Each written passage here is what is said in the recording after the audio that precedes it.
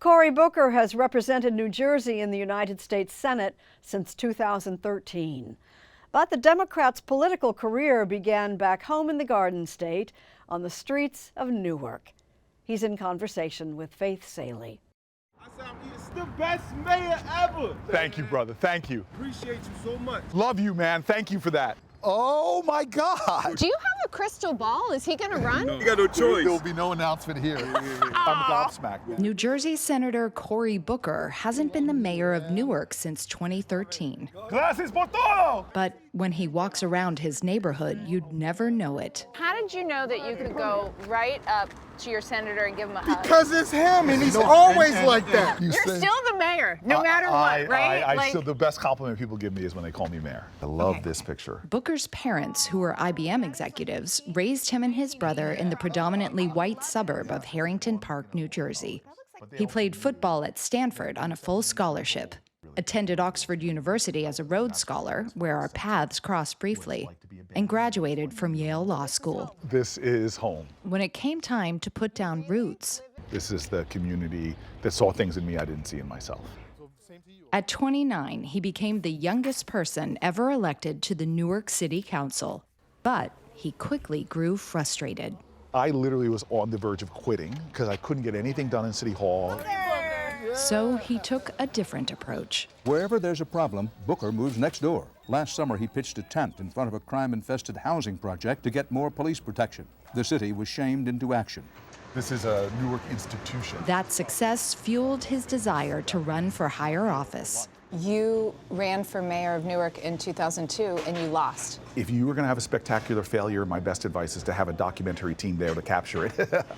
Make every politician live in the worst neighborhood in their city. I guarantee the city would turn around a lot quicker.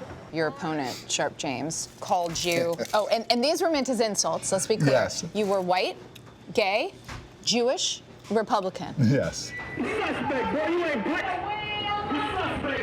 That's why I sometimes look at Trump's outrageousness and saying, you don't know anything about hard-nosed politics of insult. You were forged in the fires I of was Newark. forged in Brick City. Newark is the toughest place in politics ever. After serving 2 terms as mayor, New Jersey sent him to the Senate. Tonight, I rise. Last year, Booker spoke on the Senate floor for a record-breaking 25 hours and 5 minutes. He called out the Trump administration, making a passionate appeal to his Senate colleagues, giving voice to everyday Americans. This is a moral moment in America. How did you prepare? A lot of prayer. Physically, I knew I needed to fast. So you didn't eat for how many days? 3 days, and then didn't drink for over 24 hours beforehand. But I had cramps, I had numb feet, and even at the end of 25 hours, My friend, Madam President, I told my chief of staff I could go longer. I yield the floor. I am fired up. You got angry at your Democratic colleagues, too. You've called them complicit. I want us to call out the corrupt system. A lot of the bad things we're talking about didn't start with Donald Trump. Your critics call your record-breaking stand a stunt. Yes. I think that if you don't have critics in life, you're not doing anything of substance. I think Democrats are the worst communicators sometimes. Frankly, Donald Trump is a master's class of communication. I don't like what he says, how he says it. But Democrats, I think the political science word is we suck at communicating. There's no bystanders. Which is why Booker is expressing his hopes in a new book out this week. In it, he encourages Americans to stand together, reminding us of our shared virtues. We, the people, are the heroes this country needs. And the whole story of America is a story of ordinary Americans doing extraordinary things in the cause of our country, in service of their neighbors, loving their neighbors.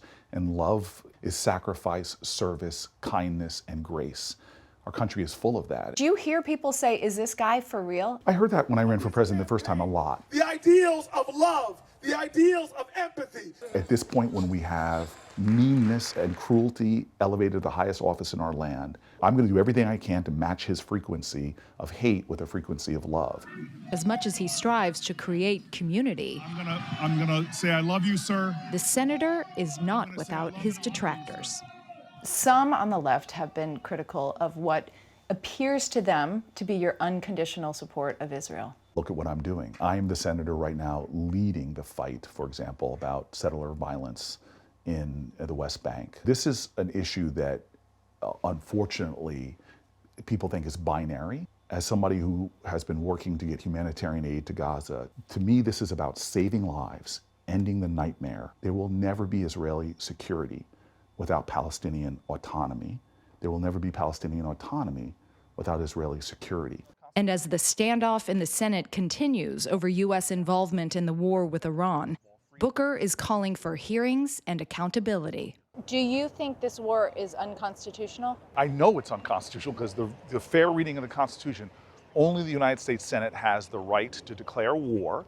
The president can defend the country if there's an imminent threat, and he has not been able to show what was the imminent threat he was trying to stop. Presidents have taken us to war without resolutions. What is Congress doing about this? So here we have it in the worst I've ever seen it. We are allowing our president to declare war, to demand a surrender, and not come to Congress. So Americans are going to hear you say that and say, okay, what are y'all doing about it? So to me, this is a good trouble moment.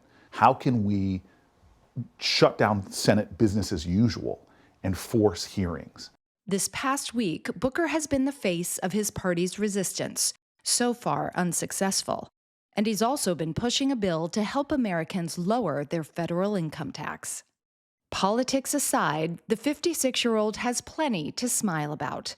Last fall, he married Alexis Lewis in an interfaith ceremony. I didn't just wait for the right person to come along. I think what I now realize is I had to become the right person. And it's just been 2 years of utter magic. This fall, he's up for re-election in New Jersey, but he's already thinking about what comes next. We saw a man on the street yesterday Yes. with socks that said Booker 2028. Will people be wearing those socks in 2028? I am going to be, I'm telling you right now, a part of the fight in 2028. It's time for another sort of big moment in America for us to seize, reclaim, and redeem the dream of America. What I'm doing as a part of that, I'm not sure yet. This isn't a moment of American decline.